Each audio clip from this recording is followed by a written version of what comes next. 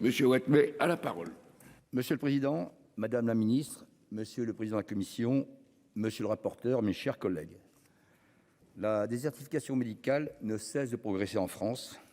Derrière cette expression, entrée dans le langage courant, il y a une réalité pour 49 millions de Français et de Françaises. Nous avons tous entendu les mêmes récits et les mêmes questions. Comment faire renouveler son ordonnance quand il n'y a plus de généraliste? Comment accéder à un spécialiste quand ce dernier n'a pas de remplaçant? Comment se faire soigner s'il n'y a pas de médecin près de chez nous? Lutter contre la désertification médicale est un enjeu de santé publique pour une population qui augmente, qui vieillit et souffre de plus en plus, souvent de maladies chroniques. Dans certains territoires, il faut parfois attendre 20 jours pour obtenir un rendez-vous chez un généraliste. Pour les consultations chez un spécialiste, les délais augmentent, ne serait-ce que pour attendre 5 mois, quelquefois, pour obtenir un rendez-vous chez un ORL. C'est un vrai problème en termes de soins, de dépistage, au risque d'aggravation de l'état de santé des patients. C'est aussi un problème pour tous les professionnels de santé, confrontés à une charge de travail très importante et pas forcément entièrement consacrés à la médecine. Et cela explique également le désintérêt des étudiants et des étudiantes pour l'exercice de la médecine générale en libéral. Pendant 50 ans, le numerus clausus a contribué à tarir l'offre de soins. Sa réforme en 2019 est une bonne nouvelle, mais nous savons tous, il va falloir attendre quelques années avant de voir ses premiers effets. D'autres réponses ont été apportées. Toutefois, la politique menée associe insuffisamment les collectivités. Les élus locaux se retrouvent démunis face à des départs de médecins et ils n'ont pas suffisamment de moyens pour rendre leur territoire attractif afin d'en faire venir de nouveaux. Pourtant, les maires font preuve d'initiative et proposent des réponses innovantes. Nous devons leur faire confiance. J'en veux pour preuve que les collectivités se sont systématiquement et pleinement saisies de chacun des outils en matière de santé mis à leur disposition. Par exemple, les collectivités ont été innovantes en étant à l'origine de 23% des centres de santé.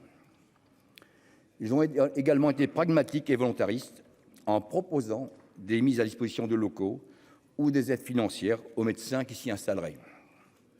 Face au désarroi de nombreux maires, il m'a paru utile de leur donner de nouveaux moyens pour agir en matière de santé. Nous savons tous que les médecins croulent sous les tâches administratives. Nous pouvons comprendre leur inquiétude d'arriver sur un nouveau territoire avec une nouvelle patientèle sans personnel administratif. C'est pourquoi j'ai proposé de rendre possible la mise à disposition de fonctionnaires territoriaux auprès de cabinets médicaux et de maisons de santé dans un désert médical. Pourquoi des fonctionnaires territoriaux, me direz-vous? En réalité, c'est une évidence. Imaginons une commune mettant à disposition un personnel de mairie afin d'officier temporairement en tant que secrétaire d'un cabinet médical. Cet agent est en parfaite mesure d'accueillir les patients et d'apporter un appui administratif aux médecins. Il connaît les professionnels de santé locaux ainsi que les habitants et peut assurer une bonne coordination entre eux et le médecin nouvellement arrivé. C'est simple, pragmatique et efficace. Avant de continuer, je veux remercier chaleureusement l'ensemble de la commission et le rapporteur Daniel Chassaing pour leur excellent travail.